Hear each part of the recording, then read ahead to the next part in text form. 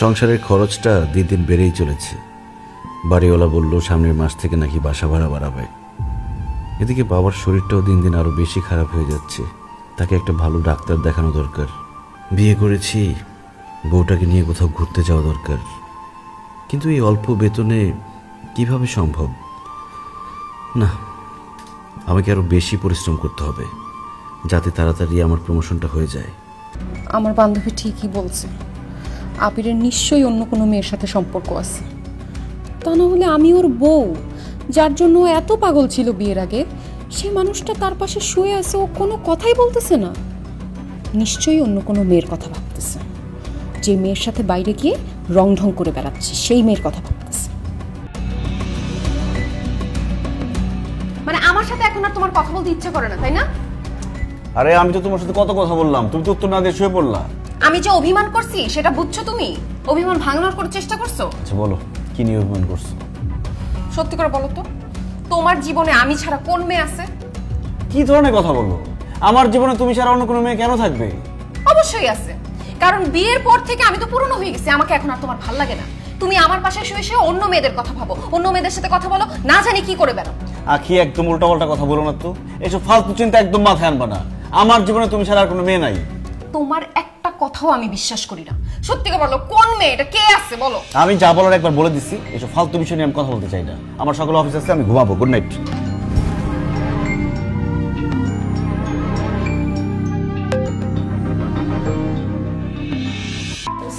আরেকটা ফাইল।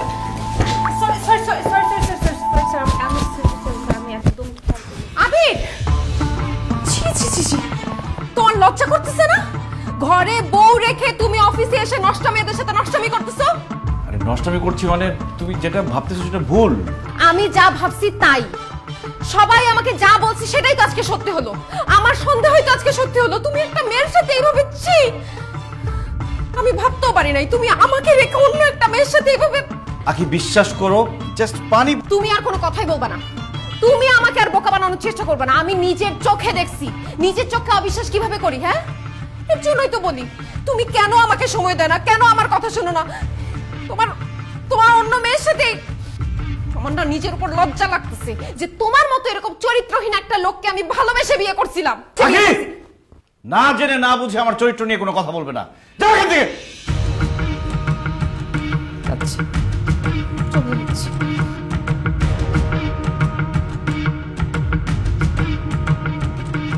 বোমা বোমা বোমা, প্লিজ আমাকে ছাড়ো, আমাকে যেতে দাও। একটু শোনো, তুমি যেটা বোমা বোমা কথা শোনো না। কি বলো? কি তুমি কোথায় যাচ্ছ?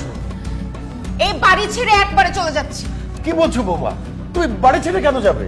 কারণ আপনার ছেলে আমাকে ধোঁকা দিয়েছে। আমাকে বিয়ে করে সে অফিসে বসে আরেকটা মেয়ের সাথে ফষ্টি নষ্টি করছে। আবির, বৌমা যা বলছে সব সত্যি? শুধু তাই না মা, বিয়ের আগে আপনার ছেলে আমার পিছে পিছে ঘুরতো, কিন্তু বিয়ের পরে সে পুরোই চেঞ্জ। তার আচার ব্যবহার কথাবার্তা শুনে মনে হয় তার এখন আমাকে ভালোই লাগে না। আপনার ছেলে আমাকে পাত্তা দেয় না, আমার সাথে ঠিক মতো কথা বলে না। আপনার ছেলে বদলে গেছে মা। এইরকম বদলে যে একটা ছেলের সাথে আমি কিভাবে সংসার করব? হ্যাঁ, আমি বদলে গেছি। আমি বদলে গেছি আমার দায়িত্বের জন্য, আমি বদলে গেছি আমার পরিবারের জন্য, তোমাদের সবাইকে ভালো রাখার জন্য। মানে? আখি, তুমি সবসময় আমাকে বলো বিয়ের আগে সারাক্ষণ আমি তোমার পিছন পিছন ঘুরতাম, তোমাকে দেখার জন্য চোরের মতো তোমাদের বাসায় পর্যন্ত গিয়েছি। আর বিয়ের পর মানে এখন কেন তোমার সাথে আমি আগের মতোই পাগলামিটা করছি না? বিয়ের আগে আমি শুধু একজন প্রেমিক ছিলাম, আমার কোনো দায়িত্ব ছিল না, অফিস ছিল না, বস ছিল না, বাসা ভাড়া ছিল না, বউ ছিল না, এমনকি বাবা মায়ের চিকিৎসার খরচ পর্যন্ত চালাতে হতো না। আমার পৃথিবীতে ছিল শুধু তুমি আর তুমি, তাই শুধু তোমাকে দেখতে চাইতাম, তোমার পিছন পিছন ঘুরতাম, তোমার জন্য পাগল হয়ে যেতাম।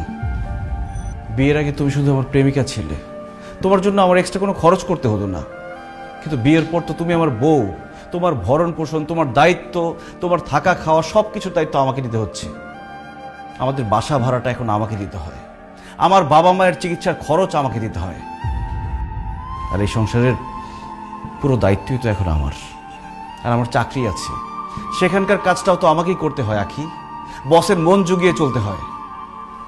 তুমি সবসময় আমাকে বলো না আমি তোমার পাশে শুয়ে থাকি, কিন্তু তারপরও তোমার সাথে হাসি মুখে কেন কথা বলি না? কারণ আমি তখন চিন্তা করি, আমি ভাবি যে আমার বউটার মুখে সবসময় হাসি কিভাবে ধরে রাখতে পারবো। ওই দিন তুমি সাজগোজ করে নতুন শাড়ি পরে আমার সামনে এসেছিলে, আর আমি তোমার প্রশংসা করিনি বলে তুমি আমার উপর রাগ করেছো। কিভাবে আমি তোমার প্রশংসা করব? আমি তো তখন ভাবছিলাম যে আমি কিভাবে আমার বউকে আরেকটা নতুন শাড়ি কিনে দিতে পারবো, কিভাবে আমার বউটা সবসময় সাজগোজ করে থাকতে পারবে, সেটা নিয়ে ভাবছিলাম। আমি প্রশংসা করতে পারিনি এই জন্য। আমি 9টা থেকে 5টা পর্যন্ত অফিস করি, মাঝে মধ্যে এক্সট্রা কাজও করি। অফিসে বসের সাথে কথা বলে, কলিগদের সাথে কথা বলার পর আর কথা বলার মতো কোনো শক্তি থাকে না আমার, তাই এসে আমি শুয়ে পড়তে চাই। আখি, দিন শেষে আমিও মানুষ, আমি রোবট না। আমিও ক্লান্ত হই, আমারও ঘুম আসছে, আমার ঘুম আসতে ইচ্ছে করে। তুমি সবসময় বলো না কেন আমি কাজকে সবসময় প্রাধান্য দিই, বসকে সবসময় প্রাধান্য দিই? আমার বসকে যদি আমি প্রাধান্য না দিই, আমার চাকরিটা চলে গেলে আমি তোমাদেরকে কোথায় রাখবো, কি খাওয়াবো? আখি, প্রেমিকের সাথে কখনো স্বামীর তুলনা করো না। একজন প্রেমিকের কোনো দায়িত্ব নেই, সে অনেক কিছুই করতে পারে, কিন্তু একজন স্বামীর মাথায় তার স্ত্রী, তার সংসার, তার বাবা মা সব কিছুর দায়িত্ব থাকে। আর একজন স্বামী নির্দিষ্ট একজন মানুষকে খুশি করার জন্য চাইলেও অনেক কিছু করতে পারে না। একজন প্রেমিক তার প্রেমিকাকে যতটুকু ভালোবাসে, একজন স্বামী তার স্ত্রীকে অনেক গুণ বেশি ভালোবাসে। কিন্তু সেই স্বামীটা তার স্ত্রীকে তার ভালোবাসা প্রকাশ করতে পারে না, এমনকি বাবা মাকেও তার ভালোবাসা প্রকাশ করতে পারে না। আর সবার জন্য করে যাওয়া এই লোকটাকেই সবাই দোষ দেয়। ওই যে কথায় আছে না, যে করে বেশি তার দোষও বেশি। আমি দোষী হয়ে তোমাদের মাঝে থাকতে চাই, তারপরও চাই তোমরা যাতে ভালো থাকো, নিরাপদে থাকো। তুই যে কথাটা বললি, এই কথাটা সব স্বামীর কথা। তোর মা আমার সাথে এরকম অভিমান করত, তো আমি তোর মতো করে এরকম ভালোভাবে তাকে বুঝাইতে পারি নাই। বৌমা, আমার ছেলে বদলায় নাই, তোমার স্বামী মোটেই বদলায় নাই। সে আমাদের ভালোর জন্যে, আমাদেরকে ভালো রাখার জন্যে আমরা তাকে বদলাই দিছি। একদম ঠিক কথা বলছো। আমার ছেলেটাই আমাদের সবার দায়িত্ব নিতে গিয়ে হাসতে ভুলে গেছে, নিজেকে ভালো রাখতে নিজের আরামায়েশের কথা সব বাদ দিয়ে দিয়েছে। আমি মা হয়ে একটাবারের জন্য বুঝতে পারি নাই আমার ছেলের এই কষ্ট। আমি কেমন মা?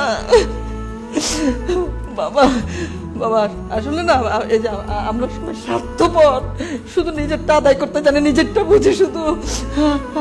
যে মানুষটা সারাক্ষণ আমাদের জন্য, আমাদের দায়িত্বের জন্য সারাক্ষণ এভাবে পরিশ্রম করছে, খেটে মরছে, তাকে কিছু বলেই না, শুধু অভিযোগ করি না, শুধু অভিযোগই তো করি আমরা।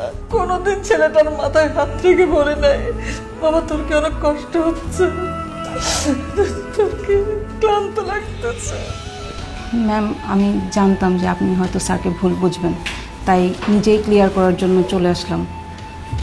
আসলে ম্যাম, আমার হাতে ধাক্কা লেগেই স্যারের গায়ে পানি পড়েছিল, সেটাই আমি টিস্যু দিয়ে মুছছিলাম, আর আপনি সেটা দেখেই স্যারকে ভুল বুঝছেন। আসলে স্যার খুবই ভালো একজন মানুষ এবং খুবই পরিশ্রমী একজন মানুষ।